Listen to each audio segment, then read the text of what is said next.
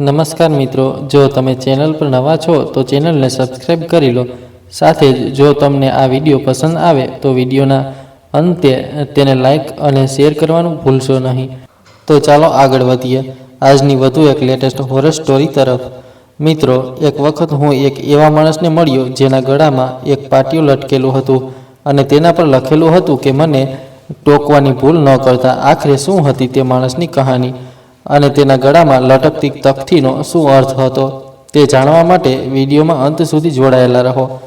દરઅસલ મિત્રો, આજથી લગભગ 6 વર્ષ પહેલાં મને મારા બોસ રેણુકા શેઠીએ એક ખૂબ જ મહત્ત્વપૂર્ણ ફાઇલ લેવાનું કામ સોંપ્યું હતું, જેના માટે મારે 300 કિલોમીટર દૂર બેલચા સ્ટેશન પર જવાનું હતું, જ્યાં બેંગ્લોર હેડ ઓફિસમાં કામ કરતા કુલકર્ણી સર પાસેથી તે ફાઇલ લેવાની હતી। ખરેખર કુલકર્ણી સર રજા પર હતા અને તેઓ તેમના ગામ મેઈરૈયા જઈ રહ્યા હતા અને તેમની ટ્રેન બેલચા સ્ટેશનથી પસાર થવાની હતી અને આ જ કારણ હતું કે મારે બેલચા સ્ટેશન જવું પડ્યું।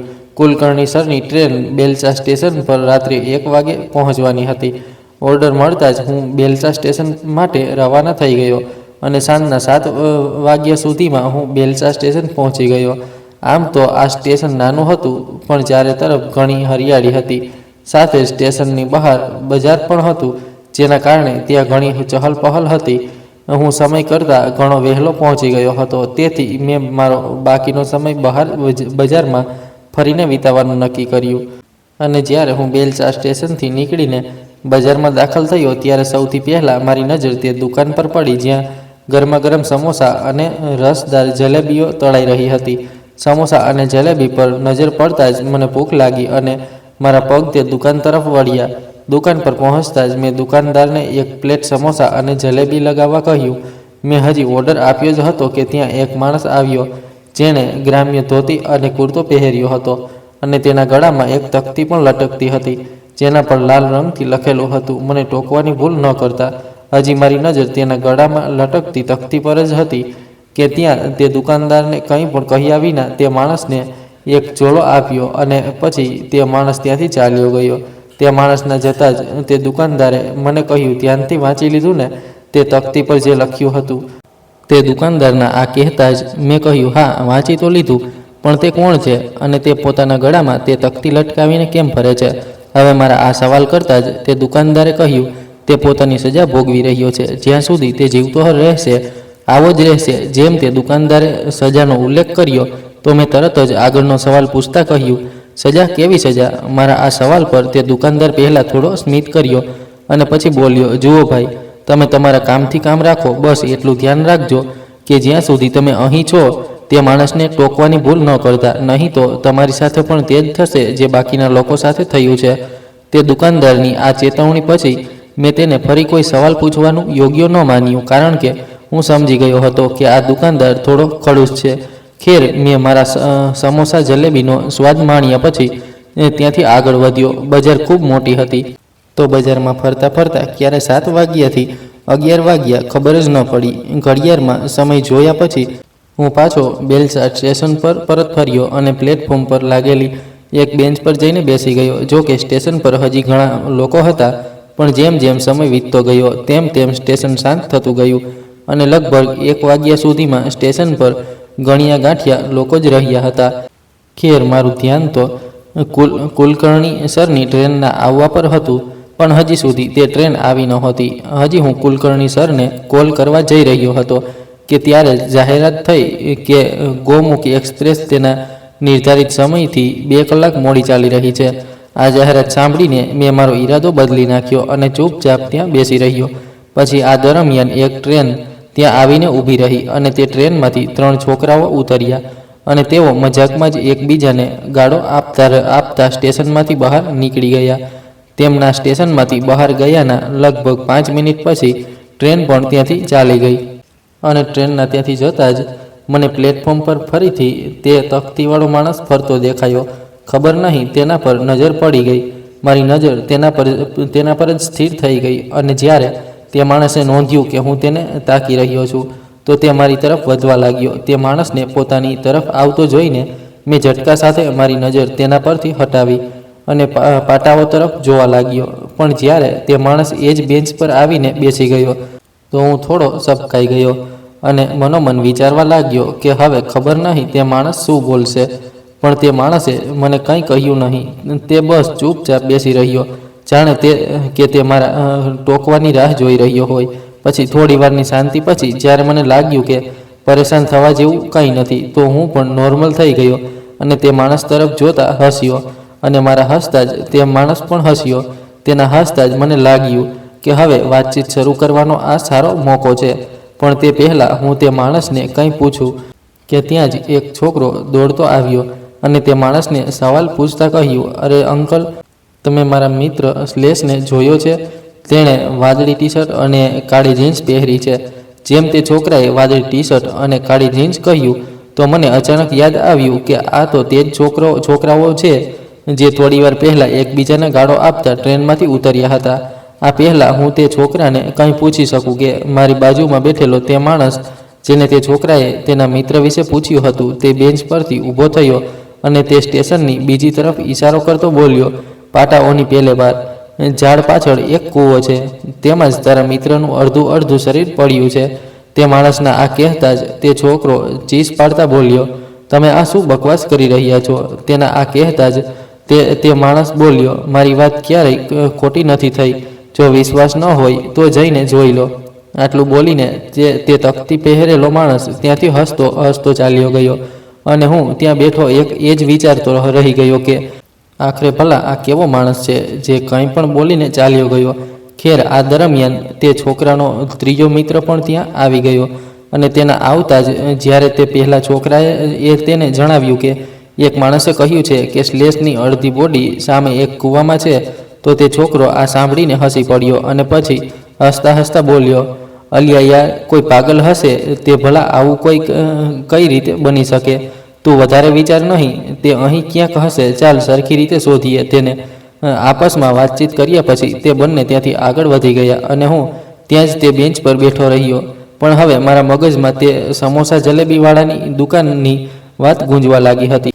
તે દુકાનદારના મતે તે માણસને ટોકવાનો નહોતો ત્યાં સુધી કે તે માણસ પણ ચૂપ જ હતો જ્યાં સુધી તે છોકરાએ તેને ટોક્યો નહીં. તેના ટોક્યા પછી જ તે માણસે પોતાનું મોં ખોલ્યું અને તેના મિત્રના મૃત્યુના સમાચાર સંભળાવ્યા. હજી હું આ બધા સવાલોમાં ગૂંચવાયેલો હતો કે ત્યારે અચાનક તે દુકાનદાર તે બંને છોકરાઓ સાથે દોડતો દેખાયો. તો હું પણ મારી જગ્યાએથી ઊભો થયો અને તેમની તરફ દોડ્યો. હજી મેં પાટાઓ જ પાર કર્યા હતા કે ત્યારે જ મને તે બંને છોકરાઓની ચીસ સંભળાઈ. તેમની ચીસ સાંભળીને મારા પગ એકદમ ત્યાં જ થંભી ગયા. પછી જ્યારે મેં તે છોકરાઓને એમ કહેતા સાંભળ્યા કે તે માણસે જ અમારા મિત્રને માર્યો છે, તો મેં દોડવાનું શરૂ કર્યું. પછી જ્યારે હું તે ઘટાટોપ ઝાડને પાર કરીને તે જગ્યાએ પહોંચ્યો જ્યાં તે ત્રણેય જણા હતા, તો મેં જોયું કે તે ત્રણેય એક મોટા કૂવાના કિનારી પર ઊભા છે અને તે કૂવાની અંદર જોઈ રહ્યા છે. પછી જ્યારે મેં તે કૂવામાં ડોક્યું કર્યું તો કૂવામાં ડોક્યું કરતાં જ મારી ચીસ નીકળી ગઈ. ખરેખર મારી ચીસ પાડવાનું કારણ હતું તે કૂવામાં તરતી લાશ જેના કમરથી ઉપરના ભાગે માત્ર કરોડરજ્જુ જ હતી. આ એટલો ભયાવહ દ્રશ્ય હતો કે થોડીવાર માટે મને એક અજીબ ગભરાહટ થવા લાગી હતી. પછી આ દરમિયાન તે છોકરો જેણે તે માણસને તેના મિત્ર વિશે પૂછ્યું હતું તે ચીસ પાડતા બોલવા લાગ્યો કે તેના મિત્રની આ હાલત તે જ માણસે કરી છે. અને આ કહેતા તે છોકરાઓ પોતાનો મોબાઈલ ફોન તેના ખિસ્સામાંથી કાઢ્યો અને પછી પોલીસને કોલ કર્યો, પણ પોલીસે આવવાની ના પાડી દીધી, જેના કારણે તે છોકરાનો ગુસ્સો વધુ ભડકી ગયો.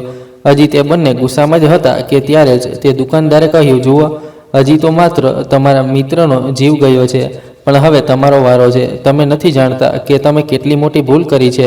હજી તે દુકાનદારે આટલું જ બોલ્યું હતું કે તે બંને છોકરાઓ તે દુકાનદાર પર જ ગુસ્સે થયા અને તેમની વચ્ચે ઝઘડો થવા લાગ્યો.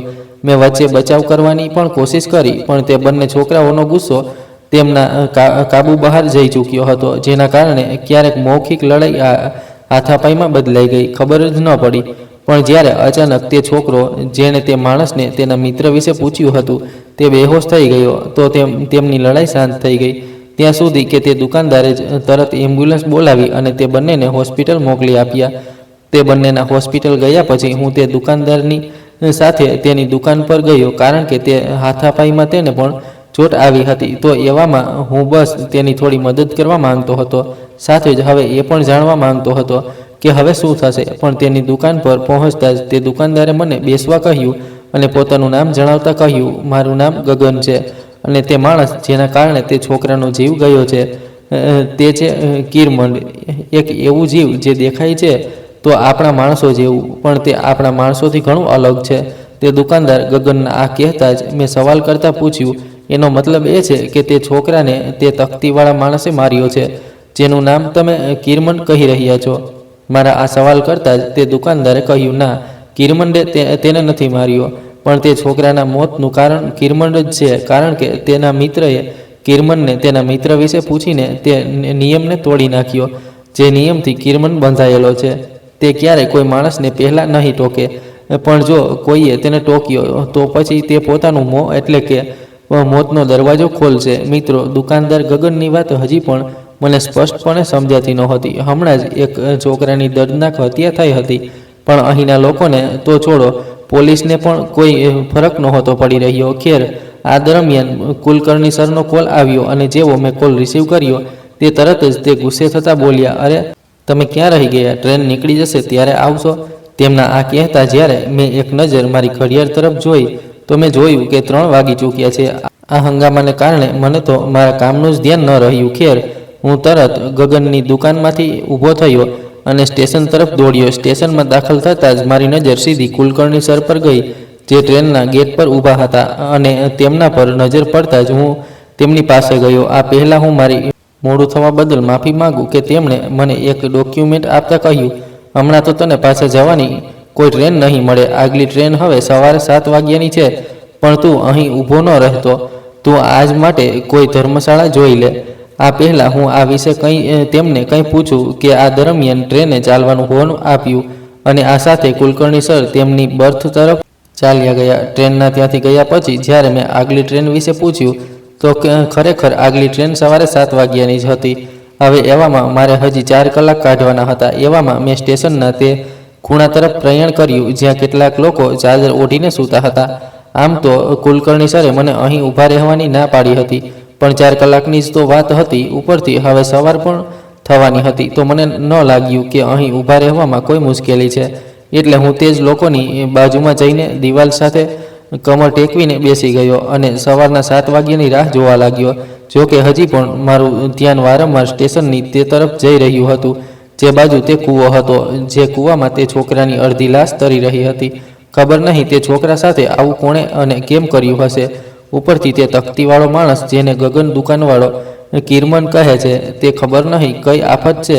આજ બધા વિચારો વચ્ચે મારી આંખ લાગી ગઈ અને પછી જ્યારે મારી આંખ ખુલી તો અજવાળું થઈ ચૂક્યું હતું. ટાઈમ જોયો તો 6 વાગી રહ્યા હતા અને ટ્રેનને આવવામાં હજી 1 કલાક બાકી હતો. એટલે મેં વિચાર્યું કે નાસ્તો કરી લઉં, પછી ટ્રેનની ટિકિટ લઈશ. આ જ વિચાર સાથે હું ત્યાંથી ઊભો થયો અને સ્ટેશનની પાછળના બજાર તરફ વધ્યો. હજી હું બજાર તરફ જ વધી રહ્યો હતો કે ત્યારે જ મારી નજર ગગનની દુકાન પર ગઈ જ્યાં કેટલાક લોકો ગગનની સામે હાથ જોડીને ગીડગીડાવી રહ્યા હતા. તે લોકોને ગગન દુકાનદાર સામે ગીડગીડાવતા જોઈને હું ગગન પાસે ગયો અને જેવો હું તેની પાસે પહોંચ્યો કે તરત જ મારી નજર તે લોકોની વચ્ચે ઊભેલા તે છોકરા પર પડી જે તેના મિત્રને એમ્બ્યુલન્સમાં લઈને નીકળ્યો હતો.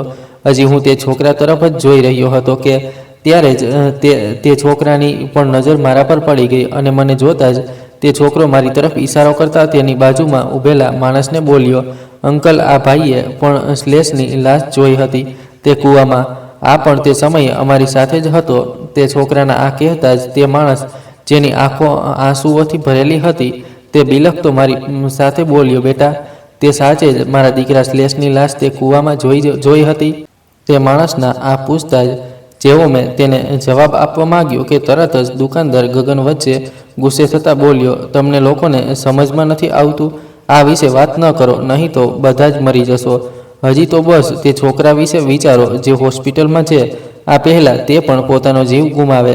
તેને ચંડાલીની નામની સ્ત્રી પાસે લઈને પહોંચો. મિત્રો, દુકાનદાર ગગન જે ઊંચા અવાજમાં તે લોકો સાથે વાત કરી રહ્યો હતો તેનાથી સ્પષ્ટ હતું કે તે તકતીવાળા માણસ એટલે કે કિરમનની કોઈ વાત કરવા માંગતો ન હતો. જો કે તે લોકોએ થોડી વધુ મહેનત કરી પણ દુકાનદાર ગગન પોતાની વાત પર અડગ રહ્યો. સાથે જ મને પણ ઈશારાથી ત્યાંથી નીકળી જવાનું કહી દીધું. તેના ઈશારા મળતા જ હું પણ સમજી ગયો કે મારા ચૂપ રહેવામાં જ ભલાઈ છે, તેથી હું ત્યાંથી આગળ નીકળી ગયો. પછી લગભગ અડધા કલાક પછી હું ટ્રેન પકડવા માટે ફરી પાછો ફર્યો, કારણ કે ગગનની દુકાન સ્ટેશનની બરાબર બાજુમાં જ હતી. તો જ્યારે હું તેની દુકાનની સામેથી પસાર થયો તો તેણે મને જોઈ લીધો અને પછી જોતા જ મને અવાજ આપતા બોલ્યો, અરે અહીં આવને ભાઈ. તેના બોલાવતા હું તેની પાસે ગયો અને બોલ્યો, બોલો ગગનભાઈ, શું વાત છે? મારા આટલું બોલતા જ ગગનભાઈ હસવા લાગ્યા. પછી જ્યારે મેં તેમના આમ હસવાનું કારણ પૂછ્યું તો તેમણે કહ્યું, તને મારું નામ યાદ છે? તે જાણીને હું હેરાન છું. તું મને ભલો માણસ લાગે છે, સાથે જ સમજદાર પણ. એટલે જ મારો ઈશારો સમજી ગયો અને તે લોકો સાથે વાત કર્યા વિના ચાલ્યો ગયો. આજ સમજદારી માટે છેલ્લી ચા મારી તરફથી પીતો જા. આ બોલતા ગગનભૈયાએ મને ચાનો એક ગ્લાસ આપી દીધો. ચાનો ગ્લાસ લેતા જ મેં ગગનભાઈને કહ્યું, ગગનભાઈ, તે તકતીવાળો માણસ એટલે કે કીરમન, તે કોણ છે અને તે છોકરાના મોતનું કારણ કઈ રીતે બન્યો? આ પૂછ્યા પછી મને લાગ્યું કે આ વખતે પણ ગગનભાઈ મને તે કીરમન વિશે કંઈ નહીં જણાવે. પણ મારા આ વખતે પૂછવા પર જ્યારે તેમણે કહ્યું, સાંભળવા માંગીશ કીરમનની કહાની? બહુ લાંબી છે. તારી પાસે એટલો સમય છે? તેમના મોઢેથી આ સાંભળતા જ મેં કહ્યું, હા, આ સમય જ સમય છે. તમે કહાની તો સંભળાવો. મારા હા કહેતા જ ગગન દુકાનદારે કહ્યું, લગભગ 40 વર્ષ પહેલાં આ આખી જગ્યા પ્રસન્નના જમીનદારની હતી. પ્રસન્નના જમીનદાર દિલનો પણ ખૂબ સારો હતો, પણ એક સમસ્યા જે પ્રસન્નાને હતી તે હતી કે તેને કોઈ સંતાન નહોતું થઈ રહ્યું. ત્યાં સુધી કે તેણે 7 લગ્ન પણ કર્યા, પણ તેને સંતાનનું સુખ ન મળ્યું. પણ એક દિવસ પ્રસન્નના ઘરે એક તાંત્રિક આવ્યો અને પ્રસન્ના પાસે રાત વિતાવવાની જગ્યા માંગી. પ્રસન્નાએ તે તાંત્રિકને રાત ગુજારવા માટે બિસ્તરની સાથે સાથે તેની આવો ભગત પણ પૂરા દિલથી કરી. કહેવાય છે કે પ્રસન્નાની આવો ભગતે તે તાંત્રિકનું દિલ જીતી લીધું. અને જ્યારે બીજી સવારે તે તાંત્રિક, જેનું નામ તારણા હતું, તે પ્રસન્નાના કંઈ કહ્યા વિના તેના મનમાં દુઃખને સમજી ગયો અને તે તાંત્રિકે પ્રસન્નાને પોતાની 7 પત્નીઓ સાથે તેના ગુપ્ત ઠેકાણા પર બોલાવ્યો. જેના પછી પ્રસન્ના પોતાની 7 પત્નીઓને લઈને તે તાંત્રિકના ઠેકાણા પર પહોંચ્યો, જ્યાં તે તાંત્રિકે પ્રસન્નાને તેની 7 પત્નીઓને 9 મહિના માટે તેની પાસે છોડી દેવા કહ્યું, જે એક મોટી અજીબ વાત હતી. પણ કદાચ હવે સુધી પ્રસન્નાને પોતાની પત્નીઓ પ્રત્યે કોઈ પણ પ્રકારનો મોહ નહોતો બચ્યો, એટલે તે તાંત્રિકની વાતોમાં આવી ગયો.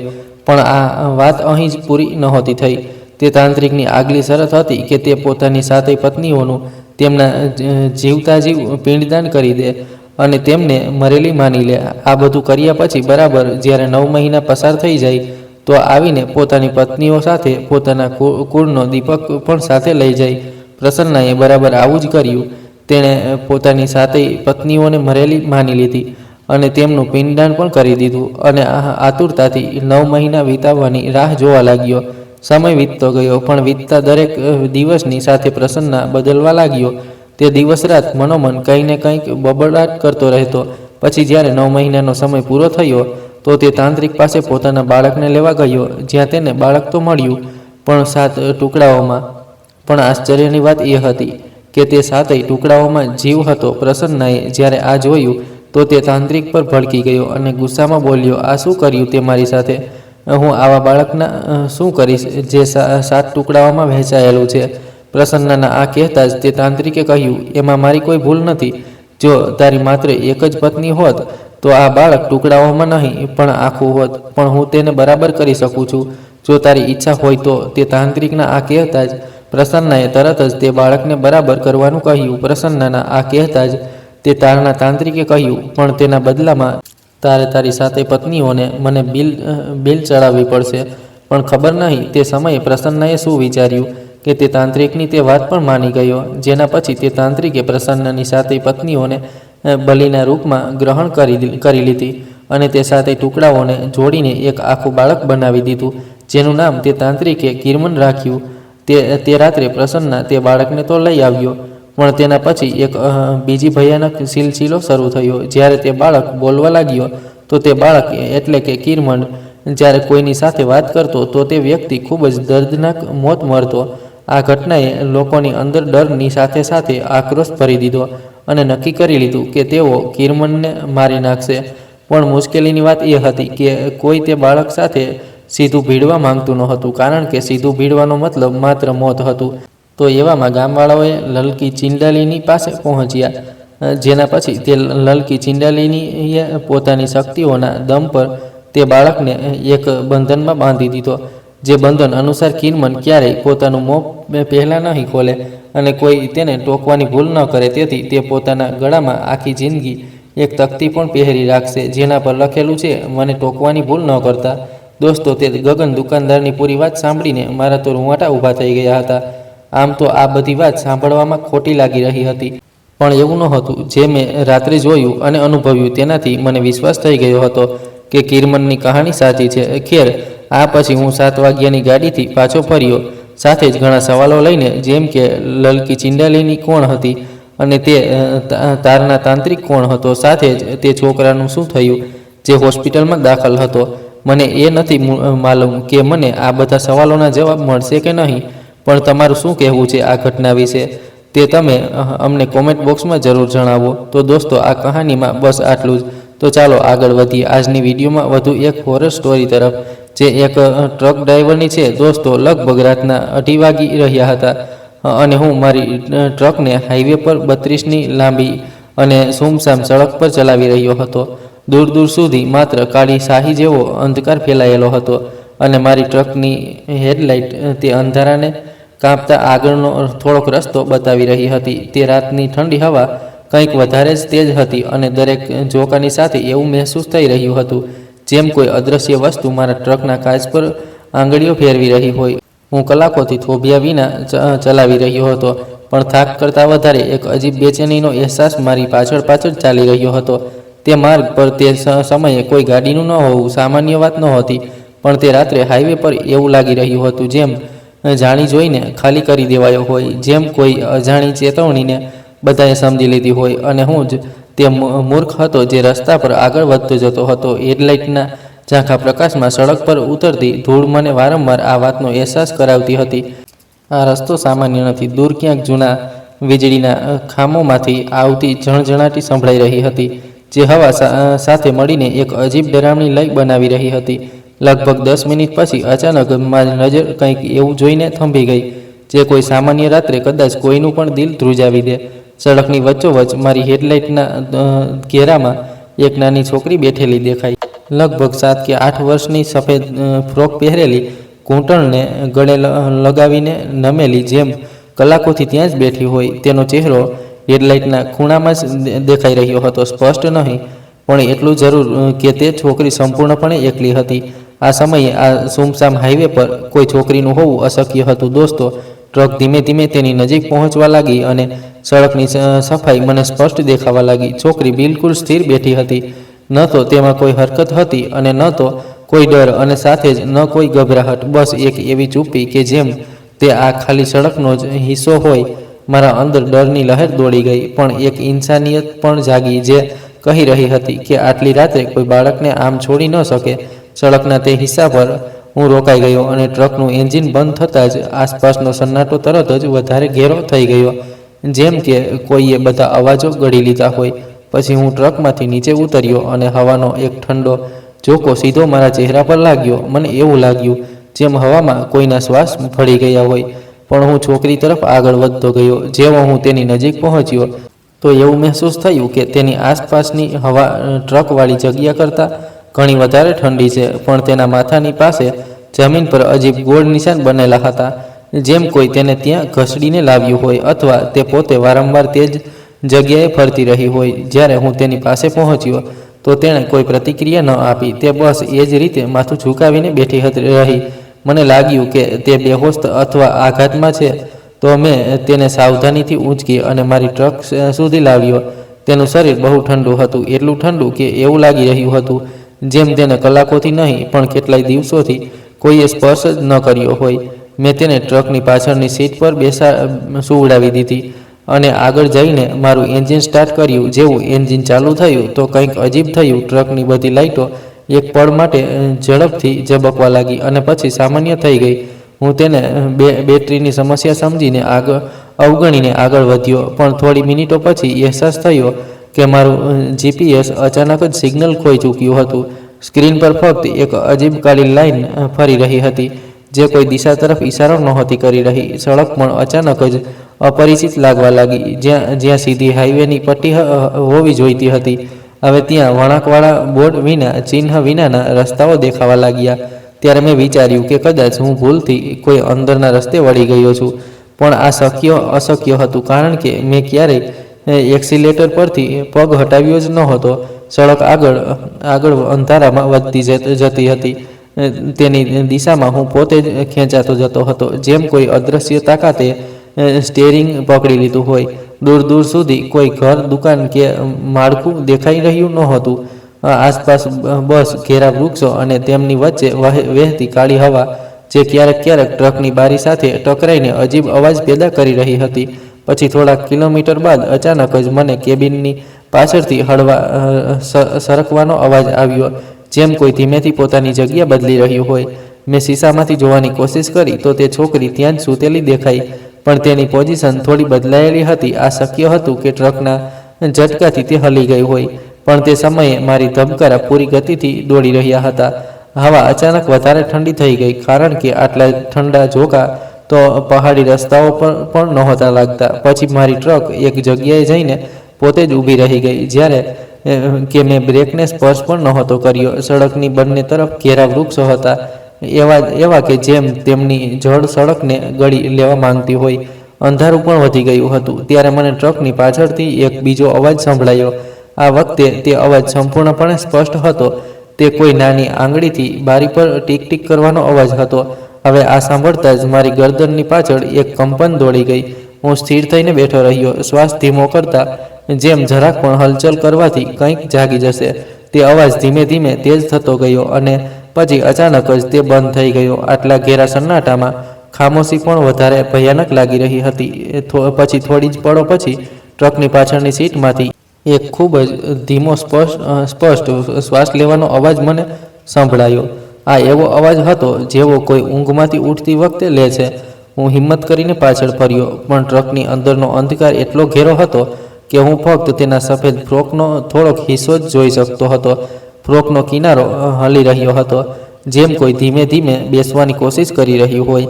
પણ તે પળે મને સમજમાં આવી ગયું હતું કે તે છોકરી ઇન્સાન નહોતી, કારણ કે ઇન્સાનનું શરીર આટલું ઠંડુ ન હોઈ શકે, કારણ કે ઇન્સાનની હાજરી હવાને આટલી ભારે ન બનાવી શકે, કારણ કે ઇન્સાન ટ્રકની દિશા ન બદલી શકે, અને સૌથી મોટું કારણ, જે રસ્તા પર હું હવે હતો તે આ દુનિયાના કોઈ નકશામાં નહોતા. પછી અચાનક જ સડક ખતમ થઈ ગઈ. ટ્રક એમ ઊભો રહ્યો જાણે સામે કોઈ અદ્રશ્ય દિવાલ હોય. હેડલાઇટ ફક્ત વૃક્ષોની વચ્ચે એક કાળા ખાડાને રોશન કરી રહી હતી. એવું લાગી રહ્યું હતું જેમ સામે કોઈ ખાઈ નહીં, પણ કોઈ બીજી દુનિયાનો દરવાજો ખોલ્યો હોય. અને પછી ત્યારે પહેલીવાર ટ્રકની અંદરથી એક બહુ ધીમો, બહુ ઠંડો શ્વાસ મારા કાનની બિલકુલ પાસેથી પસાર થયો, જેમ કોઈ મારા ખૂબ જ નજીક ઝૂકીને ખૂબ ધીમેથી જણાવવાની કોશિશ કરી રહ્યું હોય કે તે છોકરી હવે જાગી ગઈ છે અને હવે મારો વારો છે રસ્તો બદલાઈ જવાનો. પછી હવામાં અચાનક જ ધૂંધળું વાતાવરણ ભરવા લાગ્યું અને ટ્રકની હેડલાઇટ પોતાની જાતે જ બંધ થઈ ગઈ. અને તે છેલ્લી પળે મેં કેબિનની બારીમાં મારી પડછાઈની પાછળ કોઈ બીજાની આંખો ચમકતી જોઈ. ટ્રકની હેડલાઇટ બંધ થયા પછી જે અંધારું છવાયું તે સામાન્ય રાતનું અંધારું નહોતું. તે એવું હતું જેમ કોઈએ મારી આંખોની સામે કાળો પડદો પાડી દીધો હોય. હવામાં ધૂંધળું વાતાવરણ ભળવા લાગ્યું હતું અને તે ધૂંધળું વાતાવરણ અજાણ્યું હતું, બહુ ભારે અને કોઈ સૂકા સડેલા માંસની ગંધ લીધેલું હતું. એવું લાગતું હતું જાણે આ ધૂંધળા વાતાવરણનો કોઈ આકાર હોય, કોઈ ચાહત, અને તે ધીમે ધીમે ટ્રકની અંદર ઘૂસવા માંગતું હોય. મારી આંગળીઓ સ્ટેરિંગ પર જામી ગઈ હતી, પણ મને ત્યાં રહી ગયેલી જીવનની ગરમી પણ ધીમે ધીમે ગાયબ મહેસૂસ થઈ રહી હતી. ખબર નહીં કેટલી વાર સુધી હું અંધારામાં એક ધારો બેસી રહ્યો, ફક્ત મારી ધબકારાનો અવાજ સંભળાતો, જે હવે બહુ ધીમો અને થાકેલો લાગવા લાગ્યો હતો. કોઈ અજાણી શક્તિએ મને ત્યાં જ જકડી રાખ્યો હતો. પછી થોડા સમય પછી ધૂંધળા વાતાવરણનો રંગ બદલાવા લાગ્યો. તે હળવા ગ્રેમાંથી ઘેરા કાળામાં બદલાતો ગયો. એવું લાગી રહ્યું હતું જેમ તે ધૂંધળું વાતાવરણ કોઈ વિશાળ આકૃતિની જેમ મારી ટ્રકની બારીઓની બહાર ફરી રહ્યું હોય. અને પછી અચાનક જ ટ્રકના ડેશબોર્ડ પર એક હળવો કંપન થયો, નાનો પણ એટલો સ્પષ્ટ હતો કે હું સમજી શક્યો કે ટ્રક હવે મારા કંટ્રોલમાં નહોતી. ધીમે ધીમે હેડલાઇટ એક પળ માટે ઝગમગી અને તેને એક ઝબકારામાં જે જોયું તો તેણે મારી આત્માને પણ જમાવી દીધી, કારણ કે સડક હવે ગાયબ હતી. વૃક્ષો ગાયબ હતા. જ્યાં પહેલાં જંગલ હતું ત્યાં હવે ફક્ત એક કાળી અનંત સપાટ જમીન દેખાઈ રહી હતી. અને તે જમીન પર ન તો માટી હતી, ન ઘાસ, ન પથ્થર, બસ એક ચમકતી ખાલી સપાટી, જેમ મોતનું સરોવર હોય. તે સપાટી પર ટ્રક રોકાઈ નહોતી અને તેના ટાયર ધીમે ધીમે પોતે જ કોઈ દિશામાં ફરવા લાગ્યા હતા. એવું લાગી રહ્યું હતું કે ટ્રક તે અંધારા સપાટ પર લપસી રહ્યો હોય. આ દુનિયા હવે હાઈવેની નહોતી અને ન તો જમીનની. ટ્રકની પાછળ હલચલ ફરી થવા લાગી. પહેલાં હળવા હલવાથી, પછી સીટના ગાદી બદલવાના અવાજથી, જેમ કોઈ ધીમે ધીમે ઉઠીને બેસી રહ્યું હોય. મારી અંદરની હવા ભારે થઈ ચૂકી હતી. શ્વાસ લેવો મુશ્કેલ લાગી રહ્યો હતો. મારા કાનમાં એ જ ટીક ટીકનો અવાજ ફરી શરૂ થયો, પણ આ વખતે બારી પર નહીં, પણ બરાબર મારી પાછળની પ્લાસ્ટિક બેક રેસ્ટ પર. દરેક અવાજની સાથે એવું લાગી રહ્યું હતું જેમ કોઈ આંગળી સ્ટેરિંગની પાછળની સીટ પર છાપ છોડી રહી હોય. પછી ધીમે ધીમે તે આંગળીઓ ઉપર વધી. મેં શીશામાં જોવાની હિંમત ન કરી, પણ ગરદનની પાછળ કોઈ હાજરીની ઠંડક મને મહેસૂસ થઈ રહી હતી. આ ઠંડક ઇન્સાનની નહોતી. આ એવી હતી જેમ કોઈ બરફમાં દબાયેલા શરીરને અચાનક જ રૂમમાં લાવી લેવામાં આવે. પછી અચાનક જ ટ્રક એક જોરદાર ઝટકાની સાથે રોકાઈ ગયો. હું આગળની તરફ ધકેલાઈ ગયો, પણ ખબર નહીં કઈ શક્તિએ મને સીટ પરથી પડવા ન દીધો. બહારની સપાટી હવે વધારે સ્પષ્ટ દેખાઈ રહી હતી. તે જમીન નહોતી, તે કોઈ ઘેરા સોનેરી ખાડા જેવી હતી, જેના નીચે કંઈક હલી રહ્યું હતું, જેમ કોઈ વિશાળ પડછાયો તે સપાટની નીચે તરી રહ્યો હોય. અને પછી ત્યારે ટ્રકની પાછળથી એક ધીમી ફૂસફૂસાહટ આવી, પણ તે અવાજ ઇન્સાનનો નહોતો. તે ઘણા અવાજોની સાથે એક બોલવા જેવો હતો, જેમ વધુ બધા મોં એક જ છોકરીના શ્વાસમાં સમાઈને બોલી રહ્યા હોય. તે અવાજ નજીક આવ્યો, એટલો નજીક કે મને લાગ્યું કે તે બરાબર મારા ખભાની પાસે ઝૂકેલો છે. મારા કપાળ પર ઠંડા પરસેવાના ટીપા હવે સરકવા લાગ્યા હતા.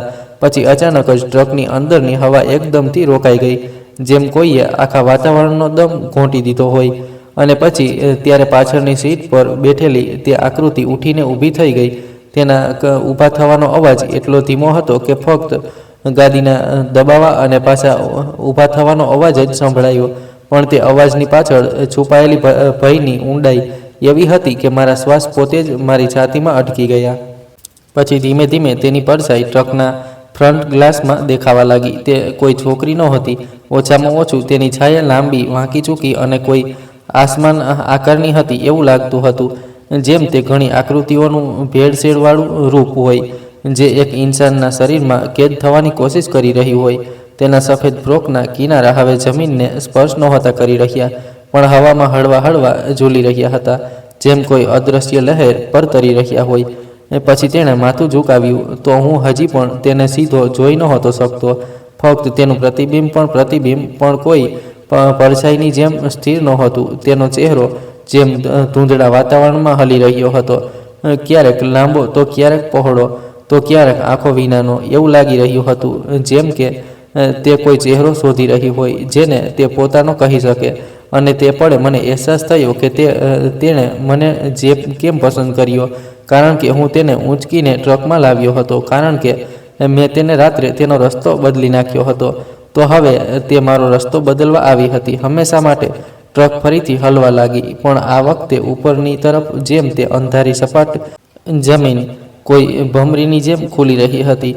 અને પછી ટ્રક ધીમે ધીમે તેની અંદર ખેંચાઈ રહ્યો હતો. એન્જિન બંધ હતું, પણ ટ્રક ઉપર નીચે ઝૂલી રહ્યો હતો, જેમ કોઈ વિશાળ હાથ તેને ઊંચકી રહ્યો હતું હોય. પછી પહેલીવાર તેના પગલાંનો અવાજ સંભળાયો, ખૂબ જ હળવો, ખૂબ ધીમો, પણ એટલો સ્પષ્ટ હતો કે હું જાણી ગયો કે હવે તે મારી બિલકુલ પાસે હતી. તે અવાજ સીધો મારી સીટની બરાબર બાજુમાં રોકાઈ ગયો, જેના કારણે મારું શરીર પથ્થરની જેમ જામી ગયું હતું. જો હું પલક પણ ઝબકાવત તો મને લાગતું કે તે મારો ચહેરો પકડી લેશે. પછી ટ્રક અચાનક જ એક તેજ ધડાકાની સાથે નીચે ઘસી ગયો. એવું લાગ્યું જેમ નીચે કોઈ અગાહ ખાઈ ખુલી ચૂકી હોય અને ટ્રક તેમાં પડતો જઈ રહ્યો હોય. તે હવા એટલી તેજ થઈ ગઈ હતી કે તેની સાથે કોઈ બીજી વસ્તુ પણ પડી રહી હતી. કદાચ મારી ચેતના, કદાચ મારું શરીર, કદાચ તે મારી આત્મા હતી. અને પછી અંધારું છવાઈ ગયું. ફક્ત છેલ્લી વસ્તુ જે મહેસૂસ થઈ તે હતી એક નાની ઠંડી આંગળીનો મારા હાથની પીઠ પર સ્પર્શ. તે આંગળી ધીમે ધીમે મારી નસો પર ફરતી ગઈ, જેમ તે મારો રસ્તો નક્કી કરી રહી હોય. અને પછી તે સ્પર્શ પણ ગાયબ થઈ ગયો.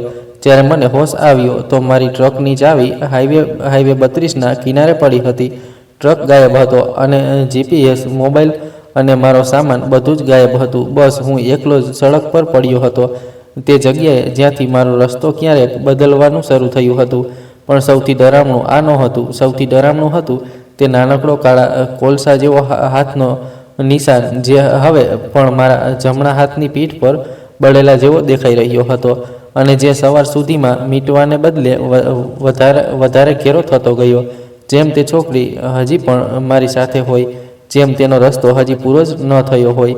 પછી તે સવારે જ્યારે મારી આંખ ખુલી તો સૌથી પહેલાં મને મારા શ્વાસમાં એક અજીબ ભારેપણું મહેસૂસ થયું, જેમ રાત્રે મારા ફેફસામાં કંઈક એવું ભરી દીધું હોય જેને હું બરાબર કાઢી નહોતો શકતો.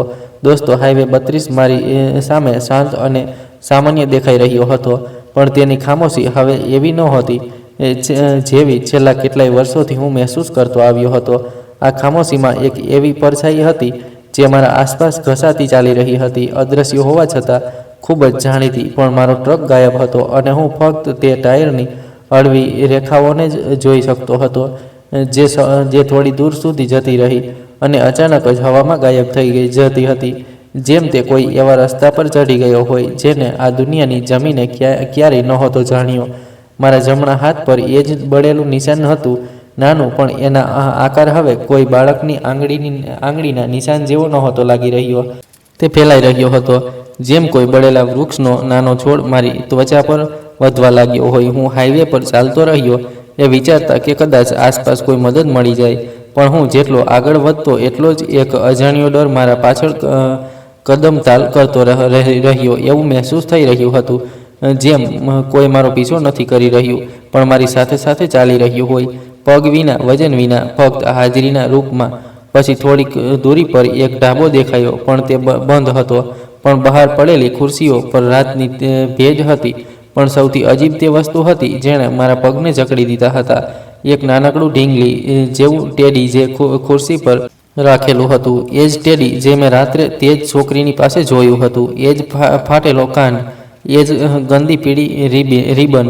પણ આ અશક્ય હતું, કારણ કે તે ટેડી મેં ટ્રકની પાછળની સીટ પર જ છોડી દીધું હતું. પછી તેના પછી હું ધીમે ધીમે આગળ વધ્યો, અને જેમ જેમ તે રમકડાની પાસે જવા લાગ્યો તો હવાની ગતિ ફરીથી બદલાવા લાગી. પછી હિંમત એકઠી કરીને મેં તે ટેડીને ઊંચક્યું, અને મારી આંગળીઓએ તેને અચાનક જ આખી જમીન ધ્રુજવા લાગી. આ કોઈ ભૂકંપ નહોતો, આ કોઈ કંપન પણ નહોતો, પણ કોઈ ઘેરી છુપાયેલી ચેતવણી જેવું હતું. જેમ તે રમકડાને સ્પર્શ કરવો કોઈ દરવાજાને ખોલવા જેવું હોય. ટેડી અચાનક જ ખૂબ જ ગરમ થવા લાગ્યો, એટલો કે મારી ત્વચા સુધી બળવા લાગી હતી. પછી મેં તેને ફેંકી દીધું, પણ તે જમીન પર પડતા જ બિલકુલ સ્થિર થઈ ગયો, જેમ તે ક્યારેય ગરમ થયો જ ન હોય. પણ તેની આંખોમાં હવે એક હળવી ચમક હતી.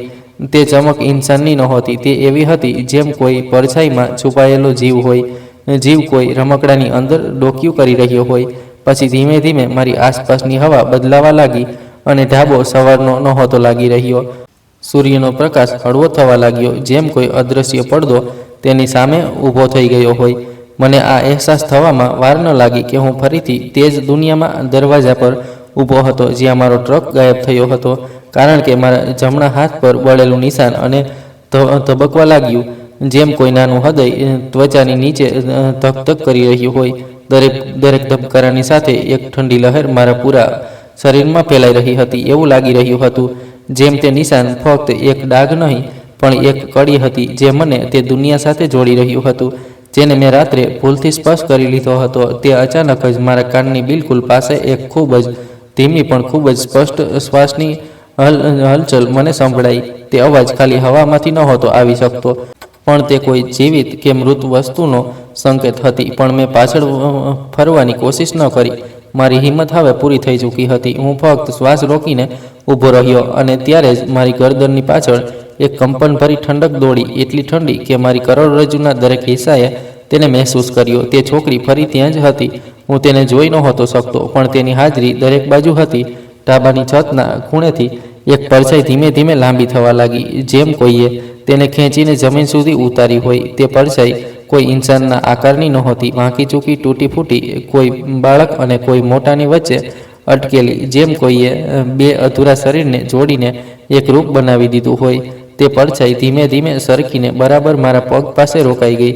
જમીન પર પડેલા પથ્થરો પોતે જ પાછળ હટવા લાગ્યા, જેમ કોઈ અદૃશ્ય હાથે તેમને ધક્કો આપ્યો હોય. અને પછી તેણે પોતાનો ચહેરો ઊંચો કર્યો, પણ તે ચહેરો નહીં, પણ એક પોલું અંધારું હતું, જેમાં બે રોશની જેવી ચમકતી બિંદુઓ હતી. તે બિંદુઓ આંખો નહોતી, તે બારીઓ હતી, જેની અંદર એક એવી દુનિયા હતી જેને ઇન્સાનનું મગજ સમજી પણ નહોતું શકતું. ત્યારે જ તે પડછાઈ અચાનકથી પાછળ હટી ગઈ અને ઢાબાની દિવાલ પર ચડીને તે ગાયબ થઈ ગઈ. પણ તે ગાયબ નહોતી થઈ, તે ફક્ત પોતાની જગ્યા બદલી ચૂકી હતી. ઢાબાની બહાર ઊભેલી મારી પડછાઈ અચાનક જ બે ભાગોમાં વહેંચાઈ ગઈ, પણ તેની રૂપરેખા વાંકી હતી. તે પડછાઈ ધીમે ધીમે માથું ઊંચકીને મારી અસલી પડછાઈ તરફ વધવા લાગી. અને પછી મને સમજમાં આવ્યું કે તે છોકરીએ હવે ફક્ત મારો રસ્તો નહોતો બદલ્યો, પણ તે મારો પડછાયો બદલવા આવી હતી. કારણ કે જેની પાસે કોઈ માણસનો પડછાયો હોય છે, તે તેના જીવનને પણ પોતાની સાથે ખેંચી લે છે. ત્યારે જ મને સડક પર દૂર ક્યાંક કોઈ ટ્રકનો હોર્ન સંભળાયો, પણ તે ઇન્સાનનો હોર્ન નહોતો. તે એ જ દુનિયાનો હતો જ્યાં મારો ટ્રક ગયો હતો. અને આજ રાત કદાચ મારો વારો હતો તે દુનિયામાં પાછા ફરવાનો. અને આજ વિચારતો હું તે રાત તે જગ્યાએ ઊભો રહ્યો. તો દોસ્તો, આ કહાનીમાં બસ આટલું જ. કહાની તમને પસંદ આવી હોય તો વિડીયોને લાઇક, શેર, કોમેન્ટ જરૂર કરજો.